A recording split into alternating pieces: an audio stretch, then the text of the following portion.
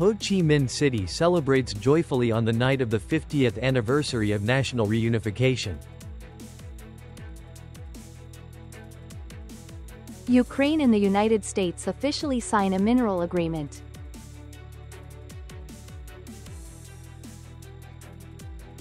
Russia.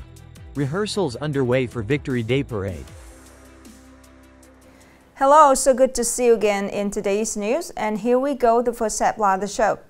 The celebration night marking the 50th anniversary of liberation of the South and the national reunification just concluded. The program, Colors of Alcohol City, with a variety of impressive artistic performances and large-scale fireworks display at 30 locations across the city. Nguyen Hue Walking Street became the focal point of the celebration night with a range of vibrant activities such as a cavalry parade, community art performances, symphonic concerts, and 3D mapping effects, with the theme, 50 Years of Heritage and the Future Journey. The program recreated Ho Chi Minh City's development path, from the day of liberation to a smart city, through vivid light graphics blended with both modern and traditional music. Meanwhile, across various other locations in the city, a wide array of cultural and artistic activities took place, including traditional folk music and dance, symphonic and choral performances, both traditional and contemporary art, as well as dancier tai tu shows and water sports demonstrations. Notably, from 9 o'clock to 9:15 p.m., citizens were treated to high-altitude fireworks display at two key locations, the Saigon River Tunnel area and the Ben Duoc Martyrs Memorial Temple. The United States and Ukraine have signed an economic partnership agreement to establish a joint investment fund in Ukraine, facilitating U.S. access to critical rare earth mineral resources located within the country. The agreement was announced by the U.S. Department of the Treasury on April 30th. Following weeks of tense negotiations between the two sides, it serves as a clear message to Russia that the administration of U.S. President Donald Trump is committed to advancing a peace process grounded in the foundation of a free, sovereign, and prosperous Ukraine. Meanwhile, a representative of the Ukrainian government stated that one of the key provisions of the agreement is the assurance that Ukraine will retain full ownership and control over its natural resources. According to the Washington Post, the latest agreement between the U.S. and Ukraine does not include any specific security guarantees for Kyiv. Instead, the document emphasizes a long-term strategic alignment between the two nations and reaffirms the United States' commitment to supporting Ukraine's security, prosperity, reconstruction, and integration into the global economic framework. All across Russia, preparations are underway for the Victory Day celebration on May 9th, marking the 80th anniversary of Nazi Germany's surrender to the Soviet Union in the Great Patriotic War, 1941-1945. All roads leading to central Moscow were blocked as early as the afternoon of April 29, as long columns of soldiers and armored vehicles made their way to Red Square. This marked the first full rehearsal in the city center, following earlier training sessions at military grounds on the outskirts. The composition of the marching units and the number of military assets for this year's parade have not yet been officially disclosed, but they are expected to be no fewer than those in 2024. Alongside the iconic T-34 tank and upgraded military vehicles, this year's Victory Day Parade is highly anticipated for showcasing Russia's latest weaponry, including developments based on the Armata platform, unmanned aerial vehicles, and self-propelled artillery units. The 80th anniversary of Victory Day is set to be commemorated on a grand scale in Moscow, with the attendance of nearly 20 heads of state and foreign military contingents. Upcoming are some updated news.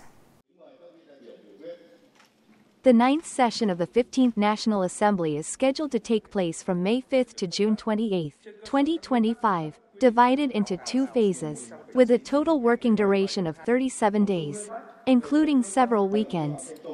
During this session, the National Assembly will review and decide on 64 topics and groups of issues. including constitutional matters, legislation, socio-economic issues, the budget, and other important decisions. Additionally, 8 groups of topics will be submitted for reports to allow delegates to study and use as a basis for oversight activities. The session's agenda will also include 10 new bills and resolutions, such as the amendments to the Penal Code, the Public Investment Law, the Customs Law, as well as resolutions on universal preschool education, tuition exemption for students, and the election date for the 16th National Assembly. During this year's holiday, Kua Low Beach was packed with visitors. The beautiful sunshine and gentle waves created ideal conditions for tourists to enjoy swimming and relaxation. Every evening, the beach is crowded, creating a vibrant and lively atmosphere. In addition to the beach activities, local cuisine is one of the highlights that make Kua Low a popular destination. With the expectation of a large influx of tourists this holiday, local restaurants have proactively prepared a wide variety of fresh, high-quality seafood to serve visitors. The bustling atmosphere at Kua Low Beach during the April 30th to May 1st holiday is a positive signal for the summer tourism season in 2025.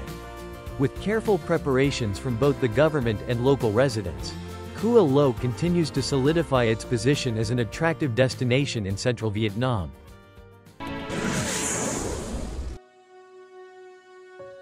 The Cinema Department of the Ministry of Culture, Sports, and Tourism will organize a special film series to commemorate the 50th anniversary of the liberation of the South and national reunification, as well as a film week to mark the 135th anniversary of President Ho Chi Minh's birth, from April 30th to May 20th, 2025, nationwide.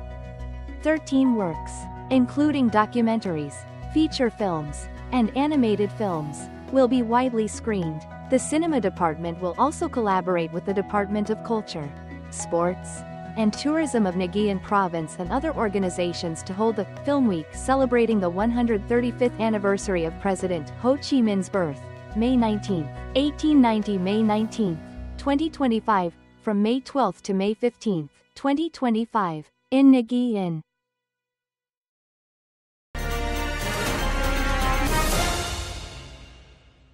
In the context of global digital transformation, equipping workers with digital skills is no longer just a trend, but a vital necessity. In 2024, Nghệ An Province has seen nearly 26,000 initiatives and ideas from workers, generating about 200 billion Vietnamese dongs in benefits for businesses. Many workers in production units are no longer just labor hands, but flexible individuals who master modern equipment, analyze data, and improve production processes. The company has made significant progress, establishing an improvement department to research methods and tackle difficult processes to produce higher quality goods.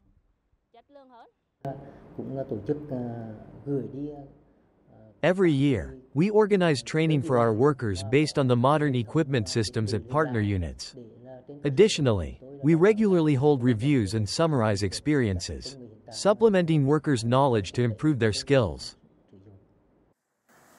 With a province that has nearly 300,000 workers, including over 80,000 direct workers in businesses, the digital transformation wave presents numerous challenges for most workers, from awareness and skills to access to technology.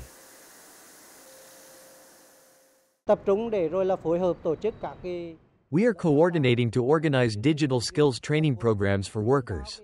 At the same time, we are encouraging businesses to have mechanisms to motivate and support workers to boldly innovate and be creative. In the digital age, workers are no longer just machine operators, they are partners with technology. With the theme, Vietnamese Workers Pioneering into the New Era, labor organizations in Nghệ An are actively supporting workers to not only adapt but also thrive in the digital era. The last story just ended our program today. Thank you so much for your attention. Goodbye and see you later.